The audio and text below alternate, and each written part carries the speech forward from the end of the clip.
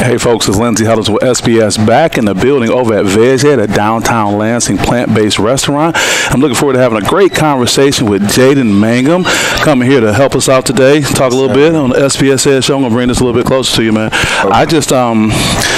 I don't think whatever we talk about can do justice to the conversation that we just had just a second ago about school, life, some other things. But before we get started, tell us who Jaden Mangham is. Yes, sir. Well, I'm Jaden. I go to MSU. I play football. I'm a safety. I can't wait. I'm a junior. Finishing up this December. Very excited about that. It's going to be done in 3 years. That's part of that conversation we were having, right? Yes, sir. Done in 3. So, that was probably the most important thing coming into college, was just getting my degree. So that was a plan prior to coming here, huh? Yeah, it was a plan. I actually had it with my siblings to see who would be done first, fastest in college. So right now that's me. So that's you. Yes, sir. That's you, and everyone's coming close behind. We also had an interesting conversation because the context was big issues in sports today: name, image, and likeness, the transfer portal, and mental health. But talking about you and your lovely girlfriend Alicia, you guys being a brand. She's like, yeah, I thought you know about it. Alicia and Jaden, check us out. The TikToks are up there, so we'll make sure they know. But talk about not only having a brand as an athlete, but having a brand that encompasses your relationship and what you guys are about. So tell me about that. It's important, I feel like, because football isn't your everything life. Football at some point is going to end, but the relationship I have with her is good for everybody to go out there and see it, see how I interact in just my normal life, and not when I'm playing football and not when I'm on the field. Because you say part of the TikToks are like a day in the life. Yeah, day in the life, things that we do. So the question I posed was, well, what about when everything is not going good? You said, well, we talk about that too. We work on that too. No, that's great. And for the record, for those who think they can jump into these, social media relationships, I use a term. I came up with a term called finish line females. Don't get mad at me. But Alicia put the work in. Oh, yeah. It's been 3 years and put 30 pounds on you? Yes. Yeah, she was your diet plan got you straight? Yeah. So you got to put some work in. You just don't show up with a TikTok page like, let's do that. But I think that's great. We also talked about the transfer portal, and talk about for you what kept you out of the portal or how you even approached the portal based on your situation. A portion of portal, a thing that kept me out was school, because when you enter the transfer portal, some schools don't take some of your credits. So and you didn't have time. Well, some schools won't. No matter what, you never get to transfer all of your credits.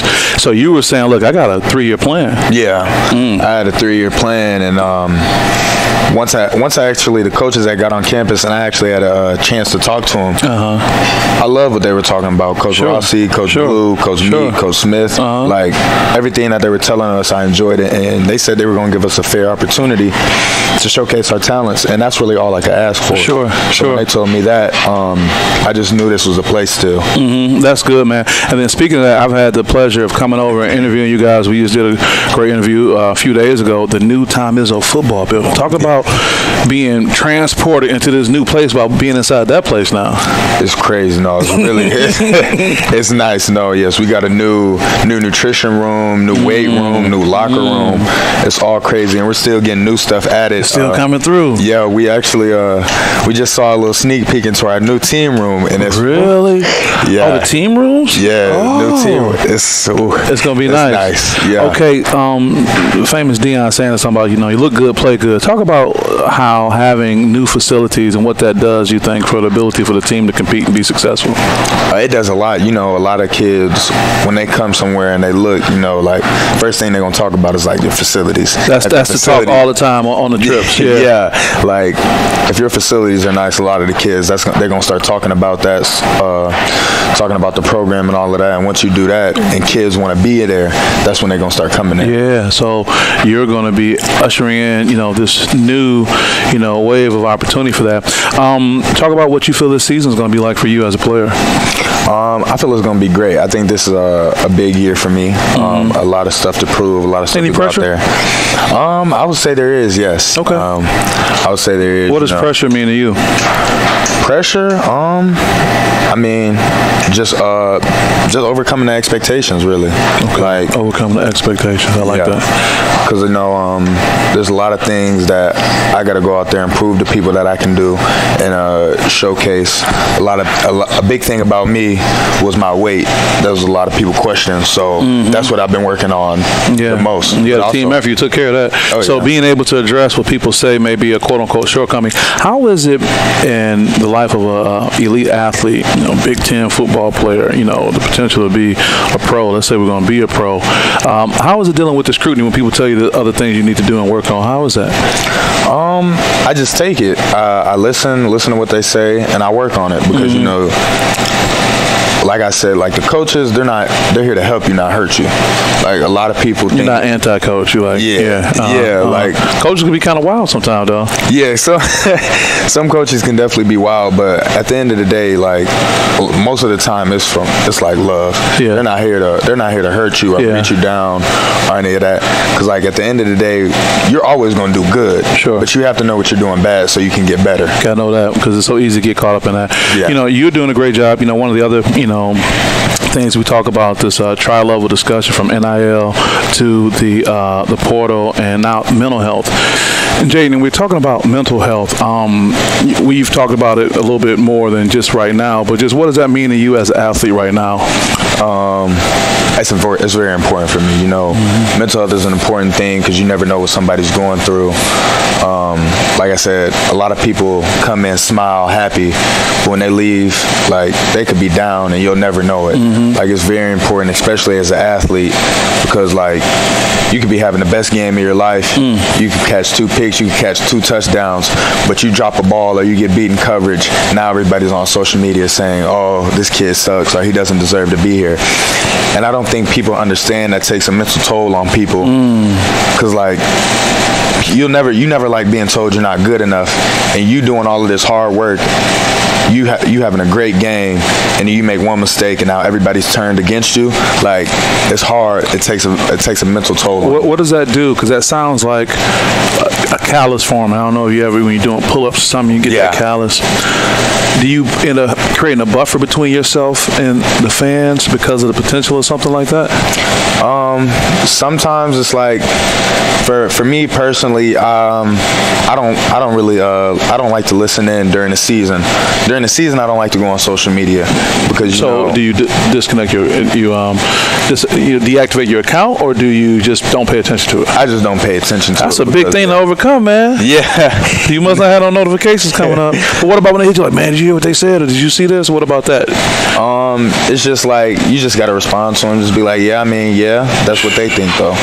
So I would imagine having a relationship plays a huge role. Somebody who's right there seeing what's going on, a place that you can kind of retreat to between that and your teammates, right? Yes, sir. Yeah. Well, you're doing an excellent job, man. I'm so proud of you. I'm looking forward to seeing great things. Anybody you want to shout out, anybody you want to just talk about, or anything else you want to share, I want you to better have a platform to share. Yeah, somebody's okay. I don't know how to respond to what I just saw. I already shouted her out, but just thank you to my girlfriend Alicia, and really just the team. Like, we've been working. We've been putting that time in just to get better, and I don't think people really understand how much we've been doing. Right. Like, coming off of last year, I don't think people understand that toll, like what we went through to a certain extent. I don't think people understand that and what it really did to us. So now coming in with a whole new staff and a whole new plan to showcase our talent, new schemes, everything, like, I just can't wait to really show people what we can actually do. So when you say that, I end up visualizing something that was filled with pressure. So it's powerful. Yeah. So what you're describing is that now we're at the point where this opportunity opens up. So you're going to see the byproduct of what that was, and I don't think people are really expecting that. So you just kind of put me on. You gave me the scoop for the season. I'm like, hey, I don't know what's about to happen, but that makes sense that if there was was this collective emotional experience, and it built up, and there's a transition. What's the byproduct of that? I'm not, trying to get into science or anything, but you have articulated that, so that's something we can look forward to. Oh yeah, most definitely. Something like that just brings you closer together. And if you were able to still hold out through all of that, the whole entire season, still being able to come in and work every day, imagine what you can do this whole entire new year with new staff, new people, a new whole entire support system.